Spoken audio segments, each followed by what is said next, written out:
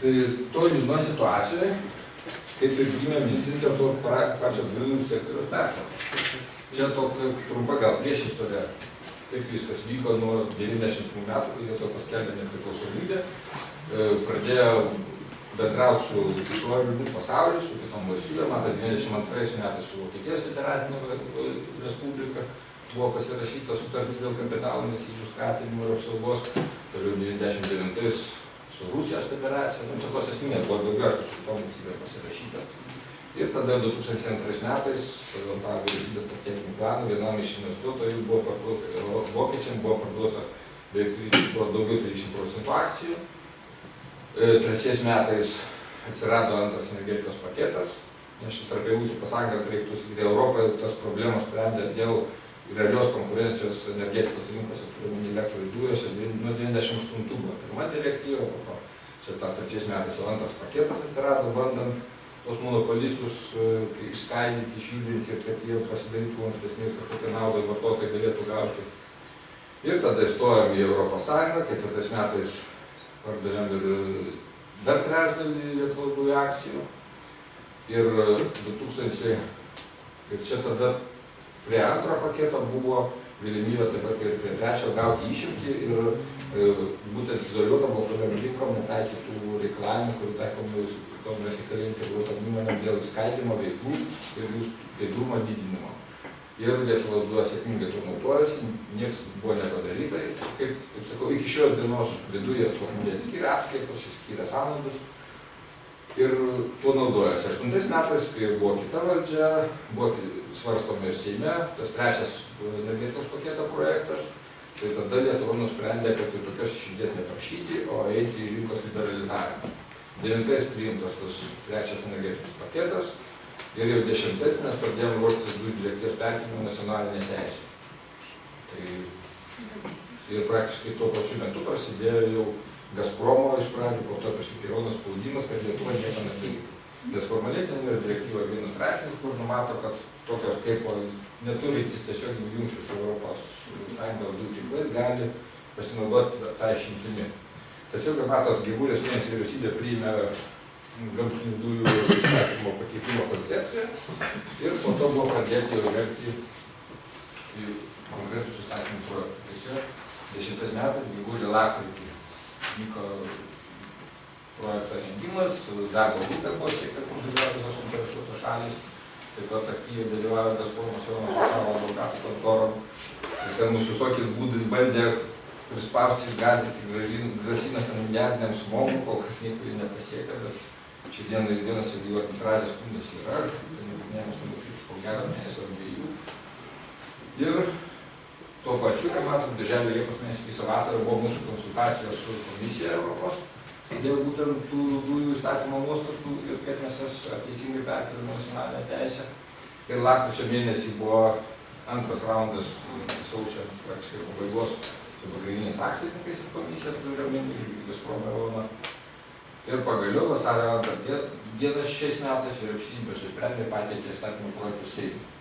Tada prasidėjo antras jų, kaip sakau, batalijų raundas puolimas, poveikį Seimo nariams visokiais būdais ir visais kanalais įmanomais. Ir praktiškai sugebėjo dar žiemos sesiją, rudens sesiją nepriėmė ir pavasario sesiją praktiškai paskutinį dieną, kaip mes jau sakom, per stebuklą kažkaip pavyko priimti ir taip vieningai Seimo nariai nubalsavo. Ir tada iškart tik po priėmimo vėl prasidėjo dėrybos su pagrindiniais akcininkais, su Eonu ir Gazpromu dėl įgyvendinimo tų nuostatų, kurios turėjo įsigalioti nuo rugpjūčio 1. Ir tos dėrybos sekėsi kaip sekėsi. Gazpromas iš pradžių, kaip galima sakyti, ūkiškai vedžiojo už nosies, ką jie be pasiūlysi niekas netinka. Po to jie iš vis atsisakė dalyvauti, šiai dieną susitarimas pasiektas tik su vienu pagrindiniu akcininku, su Eonu. Ir buvo priimtas praktiškai prieš visus šventus dienų vyriausybė priėmė nutarimą dėl gamtinių dujų įstatymo įgyvendinimo plano. Vėliau bus apie tas įstatymo nuostatas, trumpai paminėsiu. Ir šalia tam fone, vadovaujantis tos naujo dujų įstatymo nuostatomis, buvo priimtos licenzijavimo taisyklės ir bent jau mūsų planus, ir mes tiesiog, kaip sakau, kad gruodžio 1 formaliai turėtų pradėti gamtinių dujų birža veikti, kur mes išvelgiam galimybės, kur galėtų kaip pirmas postūmis būti į rinką realią, kur vartotojai galėtų anonimiškai, turėdami perteklinius kiekius dujų nepanaudotus, po šiai dienai galioja sutartinės sąlygos teiko, tai reiškia, jeigu suplanavai per metus sunaudos 100 milijonų ir išnaudoji mažiau negu 85 ar 15% gali neišnaudoti, tada moki baudas. Tai idėja tokia, kad tas vartotojas, kuris apsiskaičiavo per mažai, jam reikia daugiau, galėtų biržą nusipirkti, o tas, kuris per daug parduoda, išvengė sankcijų iš to monopolisto tiekėjo pusės. Tai tokia trumpa chronologija ir dėl to pačio skyrimo poreikio čia kelios tezės gal kaip yra, tai kaip minėjau, kad istoriškai tie tinklai buvo eilę metų valdomi vertikalios integracijos įmonių, kurios užsiima praktiškai viskuo, nuo gamybos arba importo, kaip mūsų atveju tiekimo, iki gamtinių dujų transportavimo, iki galutinių vartotojų pardavimo. Ir šios priemonės buvo taikomos tikslingai, būtent, kad išlaikyti pačią kaip tiekimo rinką. Tai minimalus informacijos kiekis tiekiamas į viešumą tiek patiem vartotojam, apribojami kitų konkurentų patekimas į rinką, motyvuojant iš vienos pusės gan pagrįstais ekonominiais faktoriais, nes jeigu domitės tikrai žinot, kaip investicijos energetikos sektoriuje, tai praktiškai eina milijonų, šimtų milijonų eilės, stambesni projektai pasiekia ir milijardus. Tai turbūt Lietuvoje nutiesti dar vienus magistralinius dujotiekius, kurie kainuotų kelis milijardus vartotojams, turbūt ekonomiškai tikrai nebūtų logiška. Šiai dienai turint omeny mūsų tą suvartojimą, kaip sutuvos 8 milijardus kubinių metrų. Ir būtent tas jiems padeda visą laiką vienuolės rankose paskirsti sąnaudas savo nuožiūrą ir mažiau efektyvią veiklą finansuoti iš efektyvesnės, kaip šiuo atveju, iš tiekimo. Ir tos įmonės visai gerai gyvena ir visi informacija, tiek informaciškai svarbios rankos, kadangi visos sutartys sudarytos su vienu išimtiniu tiekėju. Tai būtent tos pagrindinės problemos ir yra, kodėl jau, kaip sakau, Europos komisija nuo 98 metų bandė tas problemas spręsti. 2003 metų priimtas antras paketas nebuvo pakankamas. Formaliai, kaip ir numatė tokią skyrimą, daugiau neturto prasme, bet tiesiog struktūriškai teisinis atskirimas, kad atskiras veiklas vykdytų skirtingi asmenys, minimalus kontrolės apribojimai, kad nebūtų susijusi asmenys skirtingose veiklose ir atitinkamai atsiranda finansinės skaitomybės atskirų tokių asmenų. Ir jeigu geranoriškai žiūrint, tai to paketo būtų pakakę, bet per 5 metus Europos komisija pamatė per 4 tiksliau, kad nieks nevyksta. Ir tai buvo pradėtas tas trečias paketas griežtesnis, kurios originali versija buvo taip ir numatyti, kad turi būti ne tik funkciškai ir teisiškai atskirta, bet net ir nuosavybės prasme atskiri turėtų savininkai, tarpusavy nesusiję. Ir kaip pagrindinis tikslas pasiekti būtent per pagrindinį tą perdavimo sistemos operatorius nepriklausomumą, kuris valdo pagrindinius tos magistralinius tinklus, kurie užtikrina tiekimą visai šaliai. Ir tas tikslas, laukiami rezultatai, kai jau pasikartosiu, tai būtent, kad atsirastų reali konkurencija, kad visi tiekėjai, tiek ir vartotojai galėtų vienodom sąlygom pasinaudoti tais tinklais, kaip ūkiškai sakant, transportu, ir būtų užtikrintas tiekimo saugumas, ir tas iškeltas tikslas ir rezultatas to pasekmė turėtų būti vieninga ES energijos vidaus rinka, kuri užtikrintų paskatas tiek gamintojam, tiek vartotojam vartoti efektyviai, tiek kiek reikia ir už minimaliai manomas mažas kainas, ir pats tiekimo saugumas irgi išlieka kaip svarbus faktas. Ir Lietuvoje, kaip sakiau, pasirinktas buvo nuosavybės atskirimas.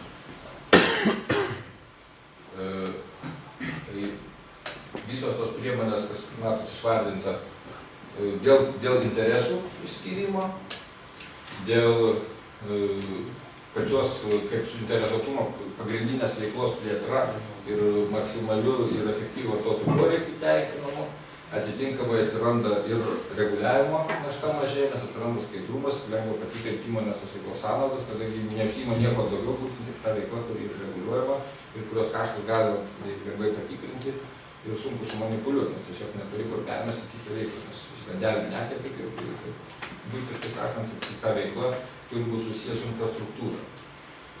Ir tie visi nepatogumai, būtent pertvarkos kaštai, kuriais gąsdina būtent monopolistai, kaip ir gąsdina Lietuvos dujos ir Gazpromas, kad čia pabrangs viskas vartotojams, pertvarka kainuos šimtus milijonų. Tai pagal gerą patirtį šiai dienai, kuo gali pasigirti Didžioji Britanija, kuri praktiškai pagal antrą paketo nuostatas įvykdė pilną skirimą Olandija šiai dienai. Ir ilguoju laikotarpiu, mato, atsirado reali rinka, normaliai atsirado veikiančių tiekėjų, kurie siūlo vartotojams vienas už kitą. Normali konkurencija siūlo palankesnės sutarčių sąlygas ir panašiai. Kiti du modeliai, nežinau, kiek tą trečią paketą žinot, gal taip smulkiai nereikia pasakoti. Tai iš esmės buvo sukurti, sakau, lobizmo padarinys Europos Sąjungoje komisijai ir Prancūzija ir Vokietija, kur ten irgi istoriškai susiklostė tikrai stiprūs monopolistai ir tas jų netenkino, būtent, kad atsisakyti valdomos nuosavybės.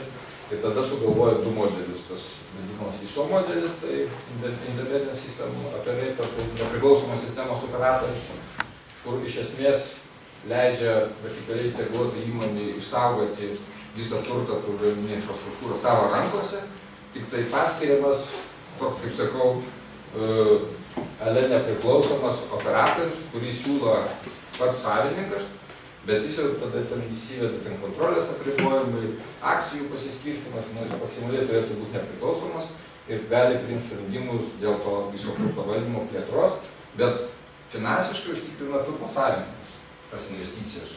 Reguliuotojas kontroliuoja.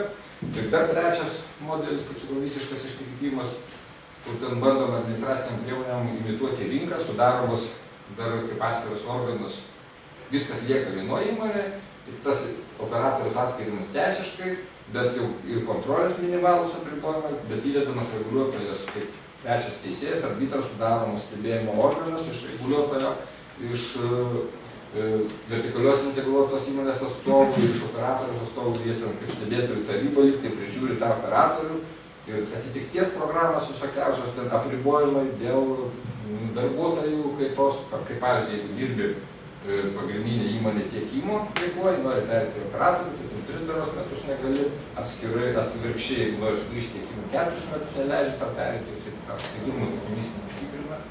Ir tie kaštai tikrai turbūt milžiniški turėtų būti, kol kas dar iki galo taip niks nėra įdėkis ir abejotina, kaip veiks. Ir jau Europos Sąjungoje kalbama apie 4. paketą, kuris dar greičiau kažką atskirtų.